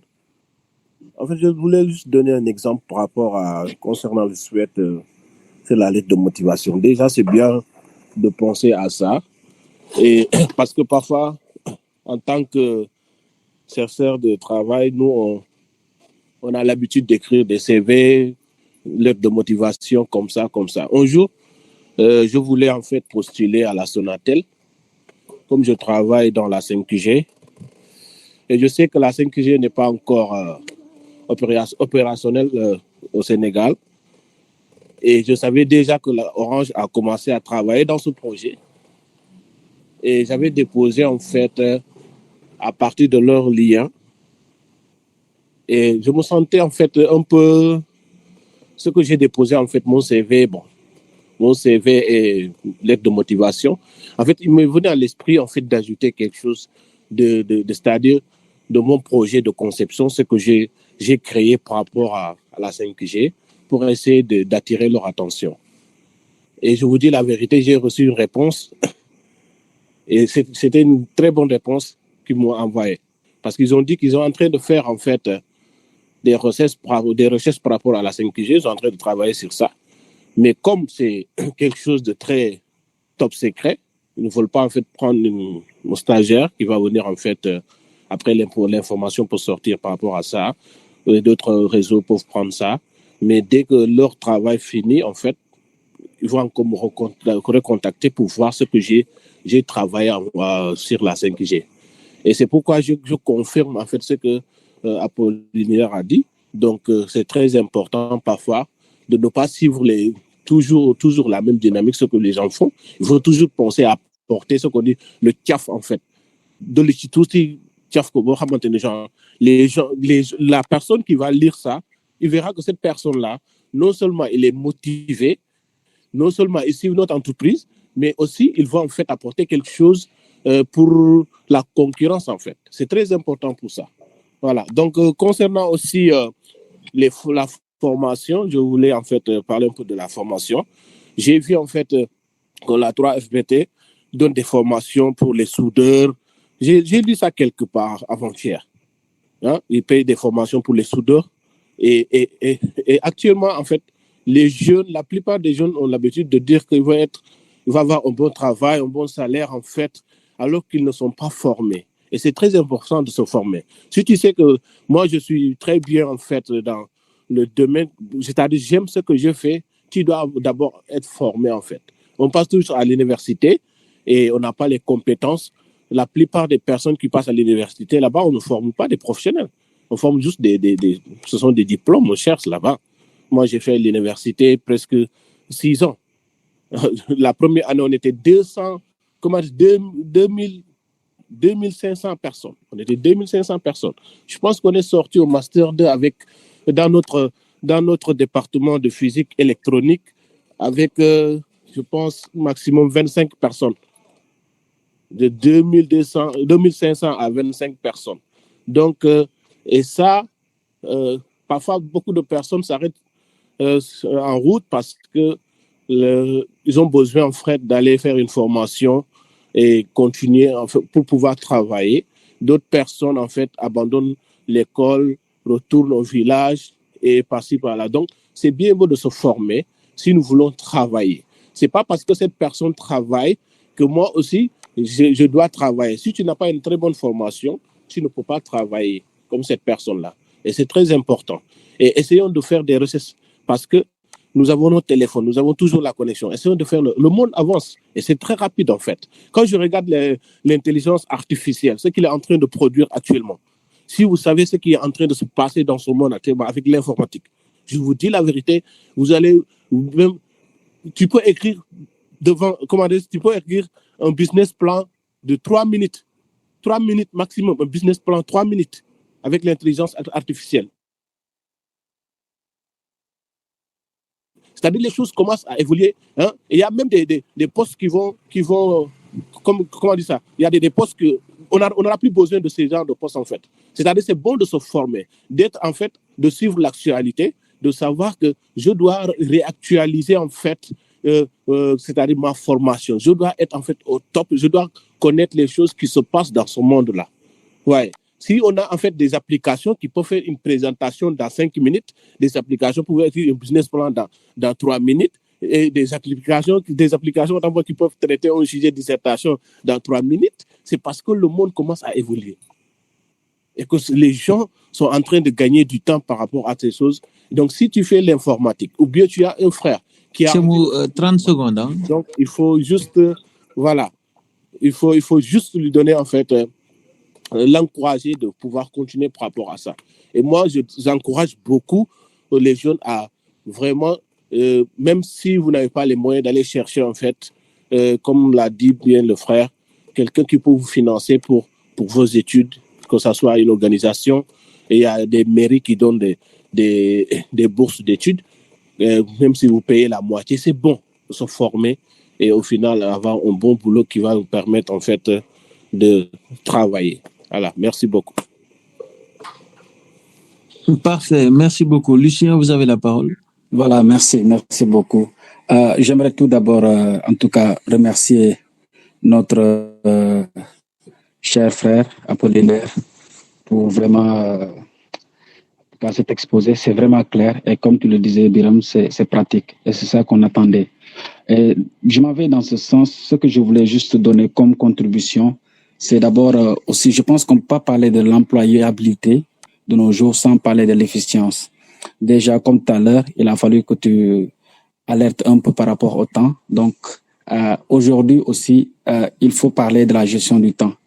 En peu de ressources, ce que je peux produire comme résultat. Donc, pour moi, l'employabilité commence d'abord par la vocation, comme Apollinaire l'a dit, c'est-à-dire savoir déjà ce que moi je suis capable de faire. C'est très important. Suis-je appelé à entreprendre, à travailler dans la fonction publique ou bien même dans le secteur privé? Et est-ce que je suis un leader dirigeant, exécutant? Tout cela, c'est très important. Les objectifs aussi, être focus, comme il a dit. Il y a des gens qui sont là, ils suivent de l'employabilité, ou mais je dirais même du destin.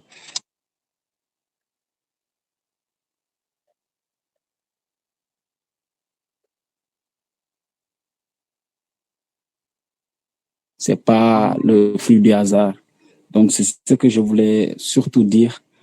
Parler de l'employabilité, il faut parler de l'intentionnalité, c'est-à-dire la carrière, ce que je veux être, je l'ai planifié. Et avec l'aide de Dieu, bien sûr, comme il a dit, le branlon, et nous savons que même d'ailleurs la Bible dit que le Saint-Esprit, c'est le bras de l'Éternel. Et c'est ce que je voulais juste ajouter. Merci beaucoup. Merci beaucoup, Lucien. Excellent, c'est vraiment très pertinent. Pourquoi? Parce que beaucoup de jeunes chrétiens n'ont pas un plan de carrière. Ah oui, parce que tout simplement, ils n'ont pas su gérer le temps. Et Lucien, tu as parfaitement raison. Vous savez, parfois, tu vois un jeune qui commence à travailler, bon, pas commencer à travailler, qui est à l'université. Après, il cartouche, il ne sait plus, en fait, sur quel pied danser. Il tourne en rond. Il est, comment je veux dire, il est vrai que la reconversion professionnelle existe, mais ça n'a rien à voir avec le fait de fonctionner ou de marcher sur une voie dont on ne connaît pas. Tu tournes en rond. Tu n'as aucun plan de carrière, comme Lucien vient de le dire, et c'est le phénomène actuel, surtout dans le milieu évangélique. Tu vois un jeune qui est à l'université, qui est en faculté des sciences juridiques et politiques. Après 2 ans, qu'est-ce que tu fais maintenant? Non, j'ai arrêté le droit. Qu'est-ce que tu fais? Non, non, j'ai décidé de faire une petite formation. Il fait cette formation, après il arrête. Oui, mais finalement, qu'est-ce que tu vas faire? Non, je pense que je vais devenir, excusez-moi, hein, le pasteur Lucien, ce n'est pas pour vous écorner, mais ce sont des réalités. Après, tu es pasteur, ça ne marche pas. Qu'est-ce que tu fais maintenant? À un moment donné, il faut s'arrêter. Avoir un plan de carrière. Essayer de vivre en fonction de tes spécialités. La reconversion professionnelle existe. Le plus souvent, elle est due à des facteurs qui ne peuvent pas arriver. Il faut élaborer un plan de carrière, comme Lucien l'a dit, comme également aussi M. Diat l'a dit. Et, relativement à la lettre de motivation, c'est bien d'étoffer la lettre de motivation ou bien le CV par ailleurs, mais il faut faire attention, respecter l'obligation qui est liée à l'exactitude des informations. Alors, c'est l'exactitude et la véracité des informations. Il faut faire très attention. Ne mettez jamais sur la lettre de motivation une qualité que vous n'avez pas.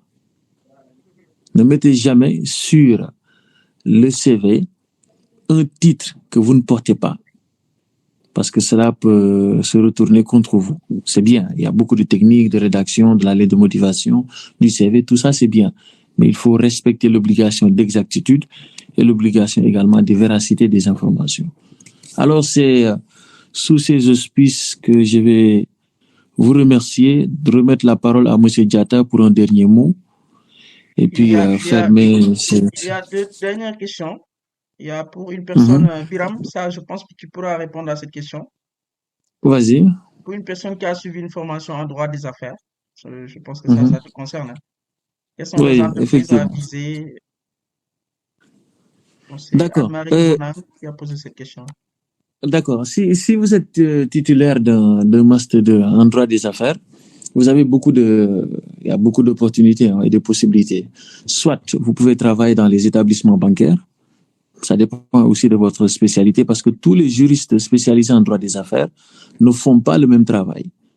Il y a des juristes en droit des affaires qui travaillent avec des établissements bancaires, des juristes en droit des affaires qui travaillent dans les cabinets de conseil d'avocats, des juristes qui travaillent en solo, ce sont des consultants indépendants. Voilà, ils ont un petit cabinet quelque part et ils font de la consultance. Des juristes également en droit des affaires qui travaillent dans des ONG, des juristes d'entreprise qui gèrent, je prends l'exemple peut-être de l'entreprise d'Apollinaire.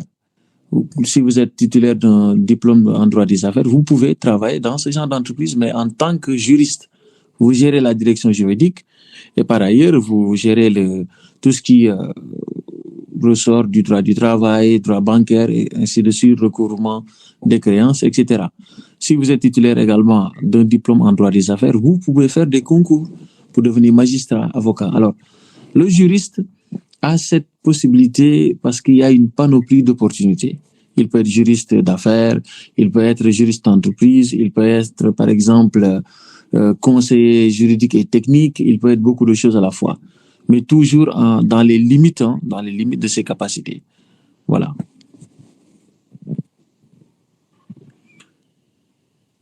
Quelle est l'autre question, César? Je ne sais pas si on peut l'aborder. C'était à quoi sert un CV, une lettre de motivation? Ces deux outils suffisent-ils réellement pour décrocher un travail? Bon, je laisse la main à Apo. Tu peux répondre? Apo, tu es là? Oui, je suis là. Vas-y, je te laisse la question. Là. Vous pouvez reprendre la question, s'il vous plaît, Président? Voilà, la question est la suivante. Est-ce que la lettre de motivation et les CV suffisent pour décrocher un travail? Non. À mon avis, non. Parce que la lettre de motivation et les CV fournissent à l'employeur ou bien au recruteur les premières informations vous concernant. Absolument. Donc, voilà. Donc, la lettre doit être très bien rédigée de façon à ce que cela puisse susciter un certain intérêt du recruteur. Maintenant, le reste, ça sera lors de l'entretien où vous allez déployer votre 100% pour être recruté. C'est la deuxième phase. Maintenant, la troisième phase, lorsque vous serez recruté, comment faire pour maintenir le travail que vous avez eu à décrocher. Mais la lettre de motivation et les CV seulement ne suffisent pas. Absolument. Et voilà. Et moi, je vais même vous donner une anecdote du concret. Aujourd'hui, j'ai pris quelqu'un qui nous gère tout ce qui est infographie, par exemple, ceux qui me suivent, soit mes publications personnelles ou bien les publications de l'entreprise. J'ai pris quelqu'un qui n'a jamais fait de community management, qui n'a jamais fait d'infographie. Le jour de l'entretien, il y avait quelqu'un qui avait une licence 3 en infographie et l'autre qui avait postulé, il n'avait aucune formation diplômante dans le domaine. Mais c'était quelqu'un qui s'était auto-formé. Donc, il maîtrise tous les logiciels de montage de photos et de vidéos. Tous les logiciels, sans pour autant faire une formation. Alors, lors de l'entretien, l'autre, il a parlé de ses diplômes, il a parlé de première année de licence, ainsi de suite. Et l'autre, lui, il nous parlait de pragmatisme. Il dit, moi, je n'ai pas besoin d'ordinateur, cherche-moi un téléphone iPhone. Et lorsque je l'ai recruté le lendemain, je lui ai acheté un téléphone iPhone de 350 000 francs. Et chez lui, il gère tout. Je lui confie une tâche, à 5 minutes, il me la rend. Et l'autre qui avait une licence 3 en infographie, donc il dit que non, moi, il va falloir que j'ai une connexion avec mon ordinateur. Et si vous me l'envoyez, des trucs du genre, hey, on est dans une dynamique de performance, on a besoin de pragmatisme. Ouais. Et c'est comme La motivation. il fait le travail aisément et il n'a jamais fait de formation. Voilà. C'est parfait. Oui, je pense qu'on aura l'occasion même de parler peut-être des avantages de l'autodidactisme. Hein. C'est important. Je pense que l'anecdote est vraiment essentielle parce que vous savez, on n'apprend pas tout à l'école, je vous assure. Il faut le comprendre. Il faut le comprendre une bonne fois pour toutes. Je ne sais pas si vous connaissez l'histoire de... Comment il s'appelle? Celui qui anime l'émission Faram Fatih. Est-ce que c'est Faram Fatih? Oui, je pense. Comment s'appelle le journaliste là? Il a même rédigé un ouvrage. C'est pas Babacar? Oui, oui, Apo, je pense que tu dois le connaître. Comment il s'appelle déjà? Ngagne quelque chose, quoi. Ngagne quelque chose, quoi. Oui, exactement. Vous savez, Ngagne Demba, mais s'il est journaliste, c'est parce que il s'est formé, hein. Je vous assure. Je ne sais pas, parce que bon, je n'ai jamais lu son ouvrage, mais j'ai discuté avec des gens qui l'ont lu, mais dans l'ouvrage, il vous dit comment est-ce qu'il a fait pour devenir journaliste. Super. Ah oui. Et je pense que l'anecdote que Apo a donnée, c'est ça le problème avec les écoles de formation. Ils vont essayer de vous implémenter des connaissances théoriques, mais dans l'entreprise, dans le dynamisme ou dans le fonctionnement de l'entreprise, tout se fait de façon très rapide. Les gens ont besoin des capacités en fait rapides, hypersoniques. Voilà. Et je pense que quelqu'un qui a la capacité de faire de l'infographie à partir de son téléphone est beaucoup plus efficace que quelqu'un qui a besoin d'un gros ordinateur, d'une connexion, de temps pour réfléchir. Les gens n'ont plus le temps. Hein. Alors, c'est comme ça. Il faut être bon. Il faut être rapide, dynamique. Il faut également se concentrer sur l'essentiel. Alors, Apo, merci beaucoup pour... Merci beaucoup, Maître Cissé. Pour la générosité, hein, parce que en Afrique, les gens apprécient la générosité en fonction de l'argent que vous donnez. Mais la générosité, ce n'est pas une question d'argent. C'est d'abord mettre à la disposition des autres son temps, mettre à la disposition des autres sa capacité. Pour moi, c'est ça la générosité. Merci pour la générosité, pour la facilité dans l'explication, mais aussi pour le dynamisme dans l'explication. Tout a été très clair et je suis sûr que si on devait donner la parole à tout le monde, chacun est satisfait de votre intervention.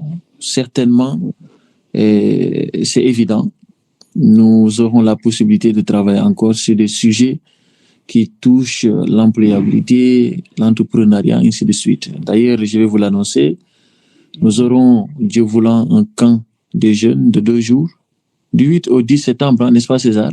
Et qui Oui, porte exactement. exclusivement sur l'entrepreneuriat. Alors, nous allons nous préparer en l'occurrence, et certainement Apo fera partie des invités de marque, parce que nous voulons faire une analyse empirique sur cette question-là d'entrepreneuriat. Lors de ce camp des jeunes, il y aura des invités de marque, il y aura l'apport des juristes, il y aura l'apport vraiment des entrepreneurs, je peux parler des pionniers, des gens qui sont des entrepreneurs bruts. Voilà, ces gens également auront la possibilité d'intervenir, de nous faire part de leurs connaissances ainsi que de leur expérience. Et encore, au mois de mai, nous aurons un autre séminaire avec un ami du nom de M. Ibrahim Badian qui va nous entretenir également sur un autre sujet.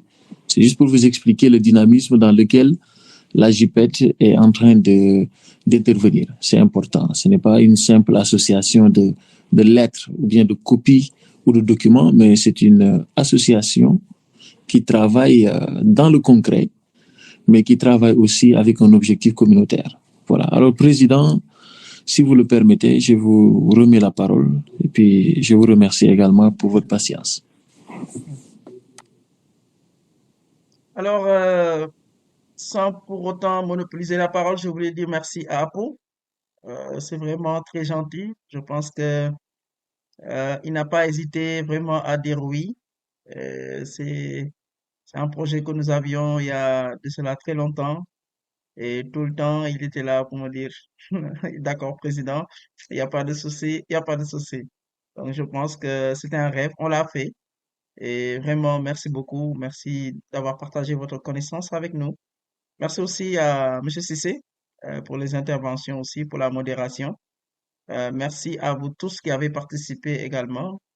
Pour terminer, vraiment, je vais peut-être encore une fois demander à mon pasteur Lucien de terminer par la prière.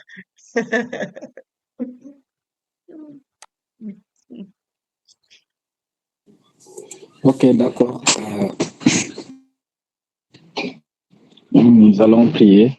En tout cas, je pense que après avoir bénéficié de tel éclaircissement, je dirais, nous allons juste prier, comme Biram Sissé l'a dit, M. Sissé.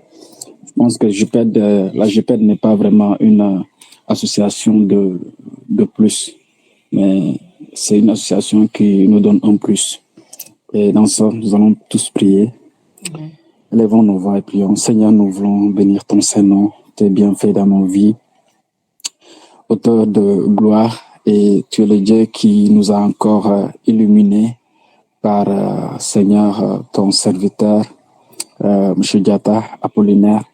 Et nous prions que tu l'amènes de gloire en gloire dans toutes ces dimensions de vocation et de ministère qu'il a sur cette terre. Et tu connais ses vœux, ses prières. Je prie que tu l'exauces dans le nom puissant de Jésus. Seigneur, également bénir ton nom pour notre modérateur, M. Sissé. Seigneur, tout le bureau de la JPED ainsi que tous les membres et sympathisants de la JPED. Seigneur, aide-nous à nos capacités, aide-nous, Seigneur, à être focus sur notre vocation, sur notre zone notre couloir, je dirais, afin que chacun de nous soit, au-delà d'être employable, mais puisse même employer et bénir la société et l'Église. Au nom de Jésus, nous avons prié. Amen.